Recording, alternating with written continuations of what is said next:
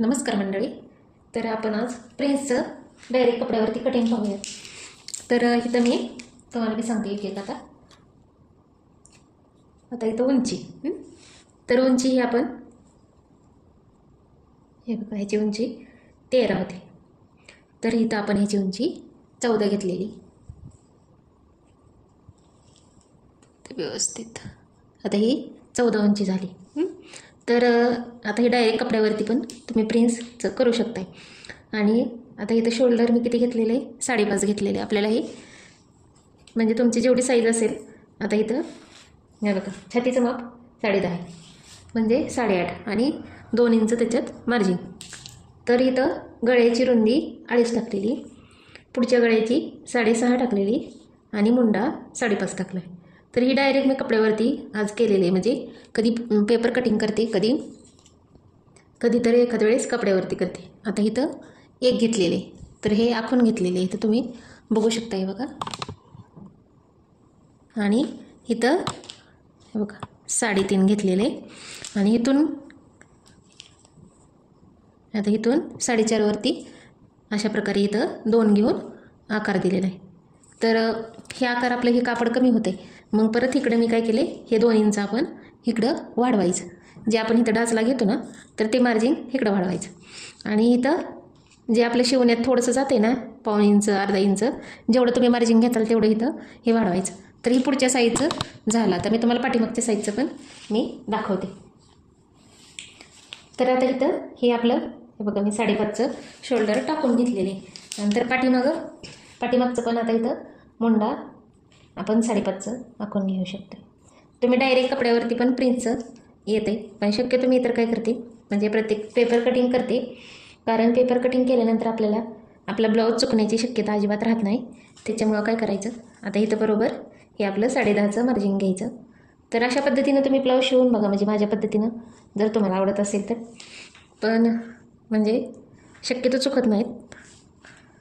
आता इथंही 10.5. तर या जे तुमचं मार्किंग आहे ते तुम्ही अशा पद्धतीनं टाकून घ्यायचं आणि रेष पण अशी आखून घ्यायची.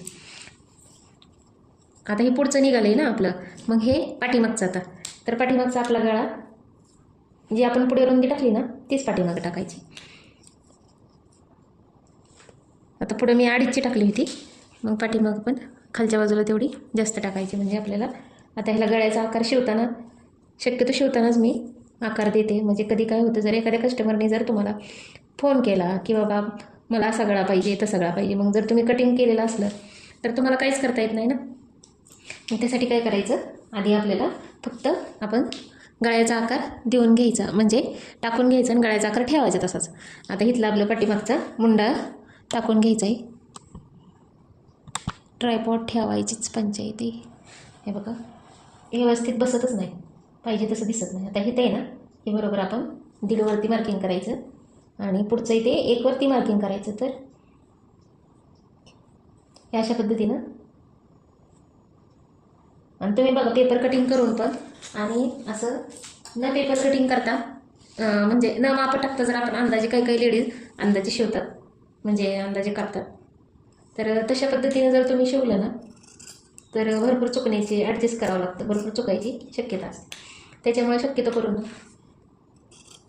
पेपर कटिंग हे महत्त्वाचं आहे. ज्यावेळेस तुमची जास्त प्रॅक्टिस होईल ना, त्यावेळेस तुम्ही डायरेक्ट कपड्यावरती कटिंग करू शकताय. आता हे व्यवस्थित आपण कट करून घ्यायचं, म्हणजे आपल्याला अस्तरवरती नंतर कट करा. म्हणजे हे अस्तर आहे आणि एक पार्ट अशा पद्धतीने. आता हा पण पार्ट आपण कट करून घ्यायचा आहे. आता हे इकडनं आपण कट करून घ्यायचं. हे जे आपलं मार्जिन आहे ना, तर ते आपण कट करून घ्यायचं व्यवस्थित.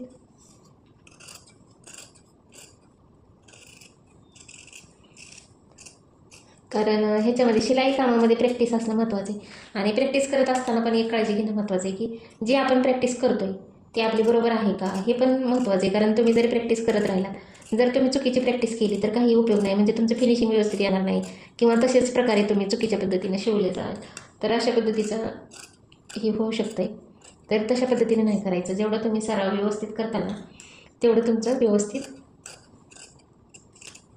ब्लाऊज येईल आणि फिनिशिंग पण व्यवस्थित तुमचं बसेल. म्हणजे आता तुम्हाला मी बाहीचं पण कटिंग दाखवते.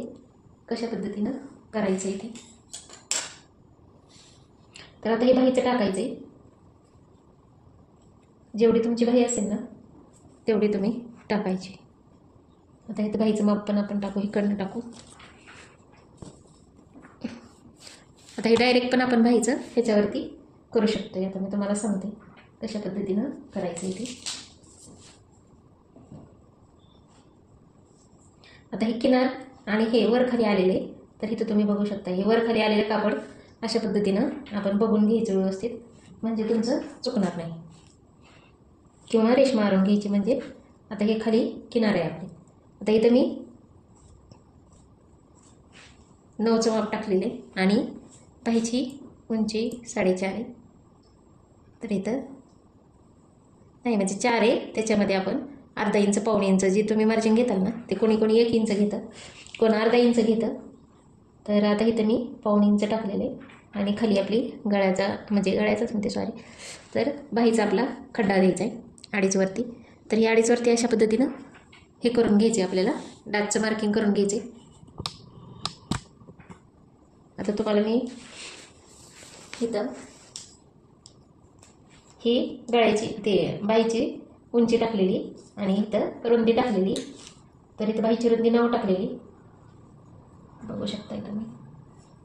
आणि इथं 2.5 वरती मार्किंग केलेली आहे. 2.5 वरती मार्किंग केल्यानंतर आपल्याला आकार देऊन घ्यायचा बाहीचा. तर तुम्ही बघू शकता माझी जी पद्धत आहे आकार देण्याची ती एकदम सोपी आहे बघा. इथं मार्किंग केलं की डायरेक्ट तुम्ही, कारण ती बाहीला काही जण मापं टाकत असे, तशा पद्धतीनं माझी पद्धत नाही. अशी तुम्ही सोपा आहे बघा आकार देऊ शकता आणि एकदम छान येतं. आणि तुम्ही देऊन बघा, करून बघा, कारण करून बघितल्याशिवाय लक्षात येत नाही. तुम्ही आधी करून बघायचं आणि नंतर लक्षात घ्यायचं. तर जे आपल्या इथं आता इथं 5.5 समजा बाहीची तुमची हे आहे, त्याच्यामध्ये 2 इंच तुम्ही मिसळायचं आणि जे तुमचं मार्जिन आहे ते तुम्ही मिसळायचं. अशा पद्धतीने रेषा आखून घ्यायची, म्हणजे तुमचं चुकण्याचा काही प्रश्न येत नाही. आणि खाली जरी किनार असली ना तर किनारच्या वरती आपण रेष मारून घ्यायची. कोणतंही कटिंग करताना, तुम्ही बॅकचं कटिंग करताना, पुढचं कटिंग करताना, कोणत्याही पद्धतीचं कटिंग असू द्या, किनार घ्यायची नाही.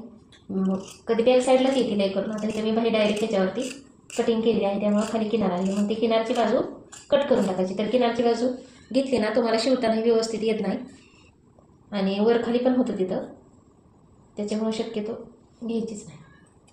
आणि हे अशा पद्धतीनं 2 बाजू सोडायच्या खाली आणि 2 बाजू कटिंग करायच्या, नाही तर 4ही बाजू कटिंग करतात चुकून.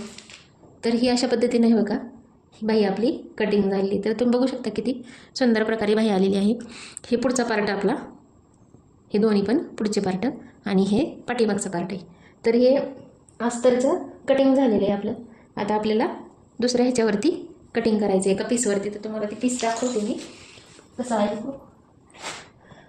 तर ही अशा पद्धतीनं असा जाळीचा थोडासा पीस आहे. ह्याला बाहीला पण इथं डिझाईन आलेली आहे आणि गळ्याला पण डिझाईन आलेली आहे.